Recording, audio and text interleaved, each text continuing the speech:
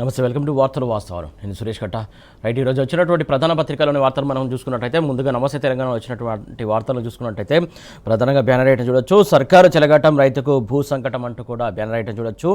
ఏదైతే గిరిజనుల భూములపై కాంగ్రెస్ కత్తి అంటూ కూడా చూడొచ్చు. క్లియర్ కట్గా ఏదైతే సర్కారు ఎలా చెలగాటం ఆడుతుందో చూడొచ్చు. దీనికి సంబంధించి డీటెయిల్గా చూసే ప్రయత్నం చేద్దాం.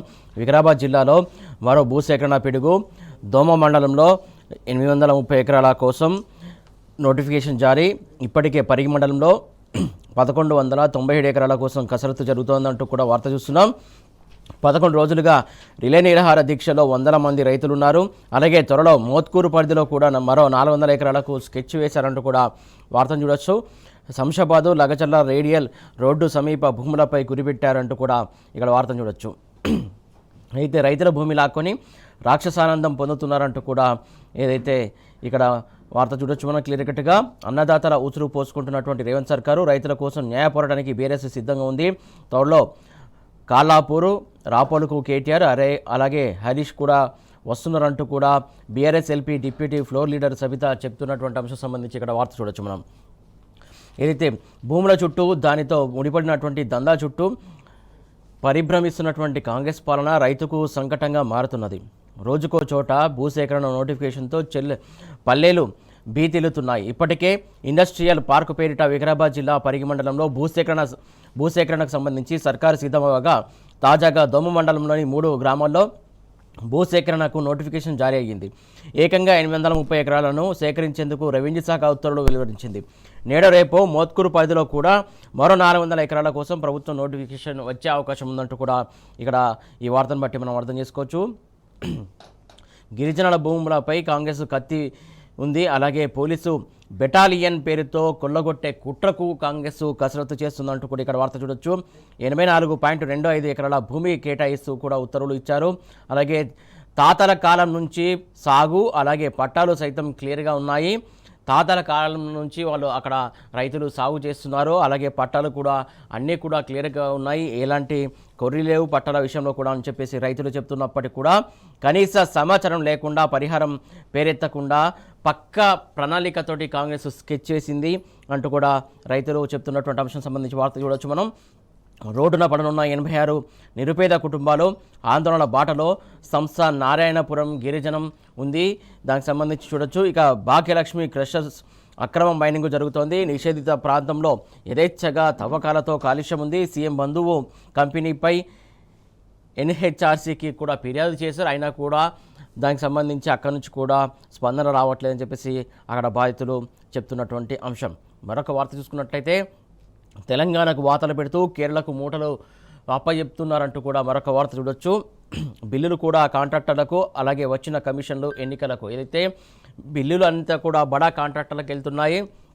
వచ్చిన కమిషన్లంతా కూడా పక్క రాష్ట్రాల్లో ఎన్నికలకు సంబంధించి తెలంగాణ సొమ్మంతా దోచిపెడుతోంది కాంగ్రెస్ సర్కార్ అంటూ కూడా ఇక్కడ వార్తను బట్టి మనం అర్థం చేసుకోవచ్చు.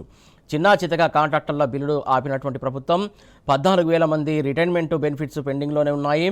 మిడ్ డే మీల్స్ బిల్లులు అలాగే ఆర్టీసీ నిధులు కూడా నిలిపివేశారు.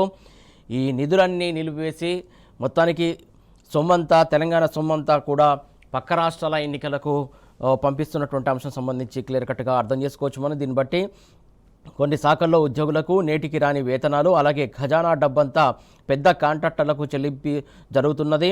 వచ్చిన కమిషన్లు కూడా మూటగట్టి కేరళ ప్రచారానికి పంపిస్తున్నారంటే కూడా ఇక్కడ వార్త చూడొచ్చు. బుల్డోజర్లతో ఇండ్లు కూల్చే మీరా మాకు చెప్పేది అంటూ కూడా మరొక వార్త చూడొచ్చు. జీతాలు పెన్షన్లు సమయానికి ఇవ్వలేని దుస్థితి మీది. అతి తక్కువ అవినీతి పేదరికం ఉన్న రాష్ట్రం మాది. అక్షరాస్యతలో దేశంలోనే అగ్రస్థానంలో మేము ఉన్నామంటూ కూడా ఏదైతే రేవంత్కు Kerala CM Vijayan strong counter ఇచ్చారు.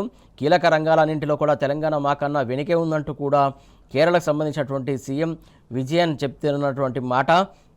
మీ లోపాలు దాచేందుకు కేరళను ఎగతాళి చేస్తారంటూ కూడా ఆయన అడుగుతున్నటువంటి అంశం. బీజేపీకి బి టీమ్గా వ్యవహరిస్తున్న కాంగ్రెస్ పార్టీ అంటూ కూడా ఆయన ఆరోపించారు. దానికి సంబంధించి ఇక్కడ వార్త చూడొచ్చు. మనం తెలంగాణకు ఏం చేసినావు అంటూ కూడా మరొక వార్త చూడొచ్చు. సిపిఐ జాతీయ కార్యదర్శి రామకృష్ణ ప్రశ్నిస్తున్నారు. రేవంత్ సర్కార్కి సంబంధించినటువంటి అంశాలకు సంబంధించి ఇచ్చిన హామీలను అమలు చేశారంటూ కూడా ఆయన ప్రశ్నిస్తున్నారు. వీళ్ళ పాలన పాడుగానంటూ కూడా మరొక కాంగ్రెస్ పాలనపై ఎమ్మెల్యే కూనంనేని ఫైర్ అయ్యారు. ఏదైతే నాకైతే బీపీ పెరుగుతున్నదంటూ కూడా ఆయన చెప్పుకున్నటువంటి అంశం.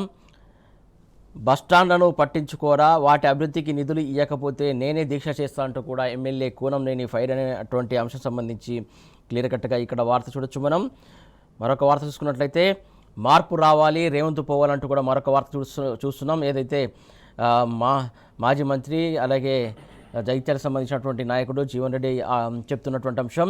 2 నెలల్లోనే పరిస్థితి తారుమారైంది, ప్రాణహితను వాడుకునే సోయి లేదంటూ కూడా ఆయన ఆరోపిస్తున్నారు. అలాగే కాళేశ్వరమే రాష్ట్రానికి ఆధారం, అలాగే అదే చాలా కీలకమైన ప్రాజెక్టు కాళేశ్వరం తెలంగాణ రాష్ట్రానికి అంటూ కూడా ఆయన చెప్పుకొచ్చినటువంటి అంశం సంబంధించి మనం చూడొచ్చు. మరొక వార్త చూసుకున్నట్లయితే కొత్తగా వచ్చిన వాళ్ళు పెత్తనం చేస్తే కాంగ్రెస్ బతకదంటూ కూడా మరొక వార్త చూడొచ్చు.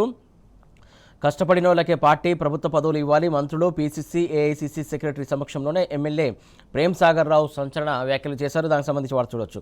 మరొక వార్త చూసుకున్నట్లయితే నేతన్నపై మరో పిడుగంటూ కూడా మరొక వార్త చూస్తున్నాం మనం. 200 కోట్ల విలువైనటువంటి గురుకుల యూనిఫామ్ ఆర్డర్లు ప్రైవేటుకు వెళ్ళాయి అంటూ కూడా మరొక వార్త చూస్తున్నాం.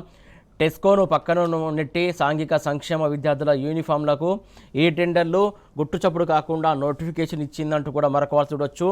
ఏదైతే సిరిసిల్లకు సంబంధించి చేనేత వస్త్ర పరిశ్రమకు సంబంధించి వాళ్ళు ఎలాంటి కష్టాలు పడుతున్నారో మనం నిత్యం చూస్తున్నాం. వాళ్ళకి పని లేక ఎలాంటి ఇబ్బందులు పడుతున్నారో మనం చూస్తున్నాం. అక్కడ ఉన్నటువంటి మిషన్స్ కావచ్చు, విభాగం కావచ్చు కూడా చాలా ఇబ్బంది పడుతున్నటువంటి అంశం మనం చూస్తూ ఉన్నాం. అయినా కూడా వారికి ఇవ్వకుండా యూనిఫామ్లకు సంబంధించి కావచ్చు, మిగతా అంశాలకు సంబంధించి కావచ్చు, బట్టలకు సంబంధించి వారికి కాంట్రాక్ట్ కావచ్చు, వారికి అవకాశం ఇవ్వకుండా వేరే వాళ్ళకు ప్రైవేట్ వాళ్ళకి ఇస్తున్నటువంటి అంశం సంబంధించి ఇక్కడ చూడొచ్చు.